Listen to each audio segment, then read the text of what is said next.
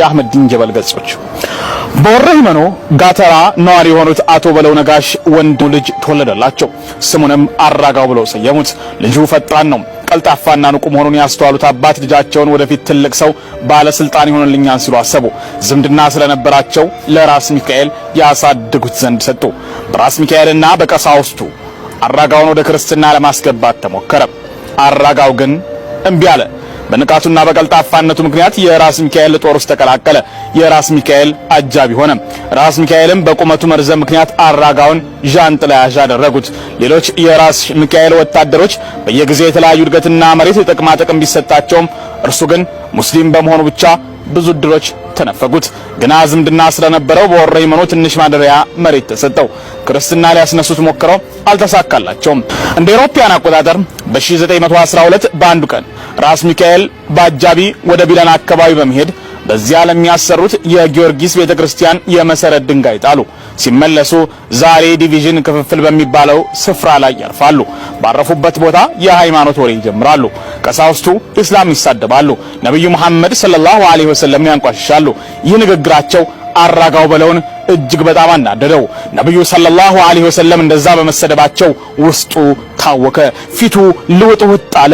በራስ ሚካኤል አናት ላይ የያዘውን ጃንጥላ ሌላ ሰው ሰጥቶ በአቅራቢያው ወደ ነበረው ጫካ ውስጥ ይገባል። ነብዩ መሐመድ ሰለላሁ ዐለይሂ ወሰለም እንደዛ በመሰደባቸው ምርር ብሎት አለቀሰ። ማድረግ ያለበትን አሰበ። ራስ ሚካኤል አራጋው ሙስሊም ስለሆነ ተሰምቶት ነው አለ። ከዚያም ወደ ደሴ አይጠየፍ ግቢ የራስ ሚካኤል ቤተ መንግስት አብሯቸው ተመለሰ። በዚያ ስራና ስፍራ መቀጠል እንደሌለበት ወሰነ። ዘመዶችን እጠይቃለሁ በማለት ከራስ ሚካኤል ፍቃድ ጠየቀ። ተሰጠው። ወደ ወረሂመኖ ወደ ተወለደበት ጋተራም ሄደም። በዚያ የነበረውን ሀብትና ንብረት ለዘመዶቹ በሰደቃነት አከፋፈለ። ቀሳውስቱ በዚያ መልኩ ነብዩን ሰለላሁ ዐለይሂ ወሰለምን መሳደባቸው እስካሁን ውስጡን ረብሾታል። በጋተራ በቆየበት የመጨረሻ ሌሊት ሰደቃ አዘጋጀ። በዝግጅቱ ላይም ነብዩ ሰለላሁ ዐለይሂ ወሰለምን የሚያወድሱ ነሽዳና መንዙማዎች ተባሉ።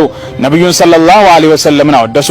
በአካባቢው በመውሊድ ላይ ስለ ጂሃድ ይባሉ የነበሩ መንዙማዎች ተባሉ። በማግስቱ ሰይፉን አስልቶ ሞርዶና ጦሩን ይዞ በፈረስ ወደ ደሴ አቀና። ነብዩን እንደዚያ በተሳደቡት ቀሳውስቶች ላይ እርምጃ ለመውሰድ ቆራጥ ውሳኔ ለራሱ ወስኗል። ጉዞ በራስ ሚካኤል በዚያው ዓመት ወደ ተሰራው መድኃኔ ዓለም ቤተክርስቲያን ነበር። እነዚያ ቀሳውስት በዚያ ቤተክርስቲያን ይገኛሉ። ሰይፉን መዞ ወደ ቤተክርስቲያኑ ቅጥር ግቢ ገባ። ቀሳውስቱን አገኛቸው፣ በሰይፍም ገደላቸው። በአቅራቢያው ወደ ነበረው አይጠየፍ ግቢ ቤተ መንግስት ተጓዘ። ራስ ሚካኤልን ለማግኘት ወደ ውስጥ መዝለቅን ፈልጓል። እልፍኝ ከልካዩ አመጣጡን አይቶ ሊያስገባው አልፈቀደም። እገባለሁ አትገባም በሚል ግብ ግብ ተነሳ። አራጋው መሳሪያውን ሊጠቀም ሲል ተቀደመና ቆሰለ። ከዚያም ተያዘ። ራስ ሚካኤል ቀሳውስቱ ላይ በፈጸመው ግድያ የሞት ፍርድ ፈረዱበት። ሼህ ዑመር ቀኝ እጃቸውን በተቆረጡበትና በርካታ ሙስሊሞች ሲቀጡበት በነበረበት ስፍራ ላይ ያራጋው ስቅላት በምስሉ ላይ እንደምትመለከቱት እንዲፈጸምና ለሰው ማስተማሪያ ይሆን ዘንድ አስከሬኑ ለ3 ቀናቶችና ለሊቶች ተሰቅሎ እንዲቆይ ራስ ሚካኤል አዘዘ። ስቅላቱን ባላምባራስ ደንበል እንዲያስፈጽሙ ወሰኑ። አራጋው በለው ነጋሽ የነብዩ መሐመድ ሰለላሁ ዐለይሂ ወሰለም ክብር የተዳፈሩትን የነብዩ ሰለላሁ ዐለይሂ ወሰለምን ክብር የተዳፈሩትን ቀሳውስቱን በመግደሉ ሊሰቀል ቀረበ።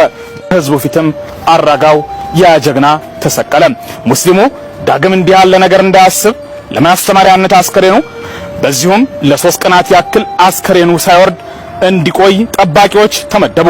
በመጠባበቅ ላይ ያሉ በመጀመሪያው ሌሊት የብርሃን ብልጭታ መብረቅ ጠባቂዎቹን አስደነገጣቸው። በሁለተኛ ሌሊትም ተደገመ። ጠባቂዎቹ በጣም ተደናገጡ። ጉዳዩን ለራስ ሚካኤል ነገሩት። ራስ ሚካኤልም ይህን የጅል ንግግራችሁን ተውና አውርዳችሁ አቃጥሉት ሲል አዘዘ። አስክሬኑን አውርደው በሻማ በጨርቅ ጠቀለሉት። ሰምም ነከሩ። ሰም ማለት ሻማ የሚሰራበት የሚቀልጠው ነገር በዚያ አርገው በጨርቅ ጠቀለሉት። ከዚያም በስፍራው ፈርሶ ከነበረ ጎጆ ላይ እንጨት ወስደው አስቀመጡበት። ያራጋውን አስክሬን እንደ ደመራ በሳት ተለኮሰ። ኢና ሊላሂ ወኢና ኢለይሂ ራጂዑን አቃጠሉት። በስፍራው የነበሩ ሙስሊሞች ምንም ነገር ሳይችሉ ቆመው ይመለከታሉ። በስፍራው የነበሩት አባቶች ባራጋው ጀግንነትና መስዋዕትነት እንደ ሙጃሂድና ሸሂድ ቆጠሩት። ወልይ ነውም አሉት። እንደ አውሮፓውያን አቆጣጠር በሜ 31 ቀን 1914 ራስ ሚካኤል በአቡነ ጴጥሮስ አማካይነት ንጉሠ ጽዮን ወወሎ ወጎንደር ወጎጃም ተብሎ ነገሰ። ንጉሥ ሚካኤልም ተሰኘ። የአፄ ምኒልክን ዘውድ አጠለቀ። በ27 ኦክቶበር በ1916 በሰገሌ ጦርነት ንጉሥ ሚካኤል በራስ ተፈሪ ኃይለ ሥላሴ ተማረኩ። በወለታ ታስረውም በዚያው ሞቱ። እንደ አውሮፓውያን አቆጣጠር በአፕሪል 15 ቀን 1936 ጣሊያን ደሴን ተቆጣጠረ። ሙስሊሞች ለመስጂድ መስሪያ ጣሊያንን ቦታ ጠየቁ። ሙጋር በሚባለው ስፍራ ጣሊያን ቦታ ሰጣቸው። ሙስሊሞች ይህንን ቦታ አልፈለጉትም። ቦታው ላይ ጀምሩ፣ መሬቱ ተናደ። ቁፋሮን አቆሙት። እነሱ የፈለጉት አራጋው በለው ነጋሽ የተሰቀለበትና አስከሬኑ የተቃጠለበትን ስፍራ ነው። ያንን ቦታ ጣሊያንን ጠየቁ። ጣሊያንም ፈቀደላቸው።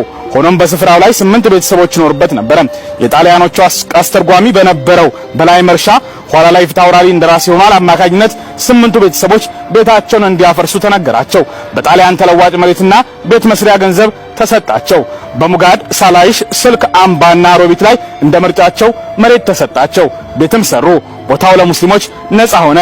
በታህሳስ 1932 ዓመተ ልደት በአረፋ በዓል ዝግጅት ከተፈጸመ በኋላ የደሴ ቃዲና የጣሊያኑ መሪ በጋራ ሆነው ሙስሊሙን መርተው ቦታው ደረሱ። የመስጂድ ግንባታ መጀመሩ ይፋ ሆነ። መስጂዱ ተሰርቶ ሳያልቅ ጣሊያን ከኢትዮጵያ ተሸንፎ ወጣ። በገንዘብ እጥረት መስጂዱ ተቋረጠ። መስጂዱን ለማስጨረስ ሼህ ሰይድ መሐመድ ሷዲቅና ሐጅ መሐመድ ሳኒ ሐቢብ አላህ የጀነት ያድርጋቸው ገንዘብ ማፈላለግ ያዙ። ኤርትራዊ ባለሀብት ኪኪያ መሐመድ ኡስማን መስጂዱን ለማስጨረስ ተስማሙ። ለመስጂዱ ማሰሪያ እስከዚያ ድረስ በደሴ ሙስሊሞች የወጣውን ወጪ ለመመለስና ለመስጂዱ ማሰሪያ የሚያስፈልገውን ሙሉ ወጪ ኪኪያ መሐመድ ኡስማን ብቻቸውን ለመሸፈን ፈለጉ። ምክንያቱም መስጂዱ እየተሰራ ያለው አራጋው በለው ሱብሃንአላህ ለነብዩ መሐመድ ሰለላሁ ዐለይሂ ወሰለም ክብር ብሎ መስዋዕትነት በከፈለበትና ሼህ ዑመር የተባሉት ታላቁ ዓሊም እጃቸውን በተቆረጡበት ስፍራ ስለሆነ ታሪካዊነቱ እጅግ አጓጊ ነበር። የደሴ ነጋዴዎች እኛ ያለን አይነት ስሜት ተሰማቸውና ሐሳቡን ተቃወሙት። ሆኖም እንደፈለጉት መስጂዱን ማስጨረስ ተሳናቸው። ስራውም ለወራት ተቋረጠ። በመጨረሻም እንደ አውሮፓውያን አቆጣጠር በ1942 ሹራ ምክክር ተደርጎ ኤርትራዊ ባለሀብት ኪኪያ መሐመድ ኡስማን የመስጂዱን ግንባታ እንዲጨርሱ ከስምምነት ተደረሰ። ከ40 እስከ 60 ሺህ ማርትሬዛ ገንዘብ ወጥቶ የደሴው መስጂድ ተገንብቶ ተጠናቀቀ። ሰዎች የሸዋ መስጂድ ይሉት ጀመረ። የሸዋ በር መስጂድ አራጋው በተቃጠለበትና ጀናዛው በተቃጠለበት ቦታ ላይ ተሰራ። ሱብሃንአላህ አራጋው የተሰቀለበት ቦታ ዛሬ የደሴ ሸዋበር ሚናራው ያረፈበት ቦታ ነው ማለት ነው። የመስጂዱ ሚናራ ጉልላት በቆመበት ስፍራ ላይ ነበረ። የነብዩ ሰለላሁ ዐለይሂ ወሰለም ክብር ሲነካ አራጋው ውስጡ ታመመ። ማድረግ ያለበትን አደረገ። የነብዩ ክብር የተዳፈሩትን አይቀጡ ቅጣት ቀጣ። ጀናዛውም ተቃጠለ። ስቅላቱም ሆነ ሲቃጠል የተመለከቱ ሙስሊም አባቶች አራጋው እንደ ሻማ ቀልጦ እንደ ሻማ ያበራል ሲሉ ተናገረ። በዚያ ጭቆናና ግፍ በበዛበት ኢስላምን መማርና ማስተማር አስቸጋሪ በነበረበት ጸረ እስላም አቋም ባለው የራስ ሚካኤል ቤት ያደገው አራጋው የነብዩ ሰለላሁ ዐለይሂ ወሰለም ውዴታው ምን እንደሚመስል አነበብን። ስለ ነብዩ ሰለላሁ ዐለይሂ ወሰለም የጥንት ኢትዮጵያ ሙስሊሞች የሚከተለውን ግጥም ገጥመዋል። ሰይድና ረሱል ስምህ መጣፈጡ ወተት እንደጠጡ ማር እንዳላመጡ የማርስ ጥፍጥምና ከንፈር ይቀራል ሰይድ ያንቱ ስም ሆድ ይበረብራል ሲሉ ፍቅራቸውን ይገልጻሉ። በእርግጥም አራጋው በለውን ታሪኩን አውስቶ አህመድ ዲን ጀበል ሶስቱ አጼዎችና ኢትዮጵያ ሙስሊሞች በሚለው አካቱታል።